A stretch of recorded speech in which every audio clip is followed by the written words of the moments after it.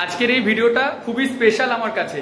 কিছুদিন আগে, প্রায় কয়েক মাস আগে আমি একটা পোস্ট করেছিলাম যেখানে এই কার্তিক ছিল সাথে, যে কার্তিক ব্যাঙ্গালোরে গিয়ে একটা বিপদে পড়েছিল, তারপর আমার সাথে যোগাযোগ করে এবং কার্তিকের সাথে ওর এই বন্ধু ছিল। তো ওরা আজকে আমার সাথে বর্ধমানে দেখা করতে এসছে। আর আমি যখন শান্তিনিকেতনের কলেজে, ইঞ্জিনিয়ারিং কলেজে চাকরি করতাম, সেই কলেজে কার্তিক পরীক্ষা দিতে এসেছিল। তারপর জেক্সপোর পরীক্ষা সিট পড়েছিল। তারপর ও ওখান থেকে গঙ্গারামপুর গভর্নমেন্ট পলিটেকনিকে কাউন্সিলিং করি, ওখানে পড়াশোনা করে, তারপর চাকরির জন্য আমার কাছ থেকে সাপোর্ট পেয়ে এখনো চাকরি করছিল। এবং ওরা এক্সপিরিয়েন্স সার্টিফিকেট থেকে শুরু করে। কার্তিক কোথায় চাকরি করছিল একটু বল। আমি দুবার করেছি আপনার থ্রুতে স্যার।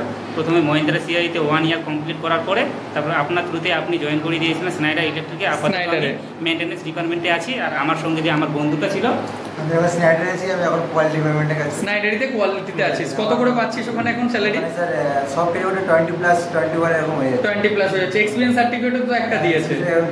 আর লাস্ট এডুকেশনটা কি ছিল জাস্ট বলবি? Sir 12 pass. 12 পাস ছিল।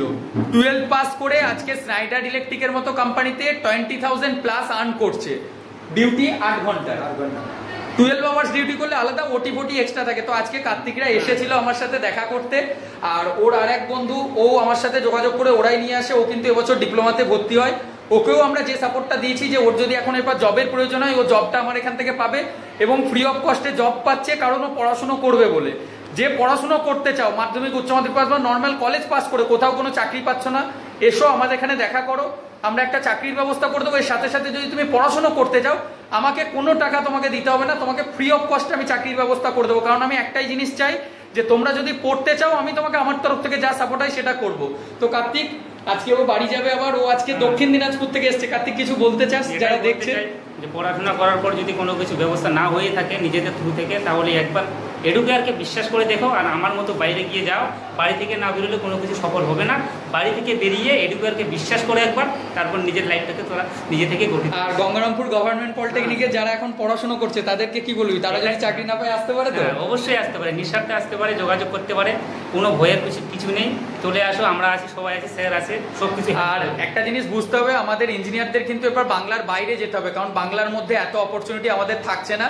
আমি খুব ক্যাজুয়াল ভাবে, অনেকটা অলরেডি মানে 3টে পার হয়ে গেছে। কার্তিক এত দূর থেকে শো এখনো খায়নি। তো ওদেরকে বললাম আর যাই হোক, খাওয়া দাওয়ার পর ও আবার 29 তারিখে ব্যাঙ্গালোর চলে যাচ্ছে, জয়েন করছে। ওর সাথে ওর বন্ধুরাও যাচ্ছে। তো তোমরা যারা এই ভিডিওটা দেখলে একটু শেয়ার করে দিও ফেসবুকে বা ইউটিউবে। তোমাদের বন্ধু বা পরিচিত বা দাদা যারাই কোনো জায়গায় প্লেসমেন্ট পাচ্ছে না, যদি দেখো আমি সরকারি চাকরি বুঝতে পারবো না, বেসরকারি চাকরি, অবভিয়াসলি আমাদের যে ইনস্টিটিউট রয়েছে সামান্য একটা ফিস লাগে, বাট সেটা আমাদের এগ্রিমেন্ট হয়ে যায়। যদি আমরা তোমাদের প্লেসমেন্ট না দিতে পারি, দেন 100% অ্যামাউন্ট উইল বি রিফান্ডেড। তো আরো ডিটেলস জানতে একবার এসো, কথা বলো, তারপর তোমাদেরকে সেই রাস্তাটা দেখাবো। ভালো থেকো সবাই, আর ভিডিওটা শেয়ার করে দাও। আর নেক্সট জবের আপডেট জানতে লাইক করে দেবে সবাই, আর সাবস্ক্রাইব করে দাও অবশ্যই। আর আমাদের হোয়াটসঅ্যাপ আর টেলিগ্রাম চ্যানেলে জয়েন করে যাও, লিঙ্ক ডেসক্রিপশনে আছে। Thank you.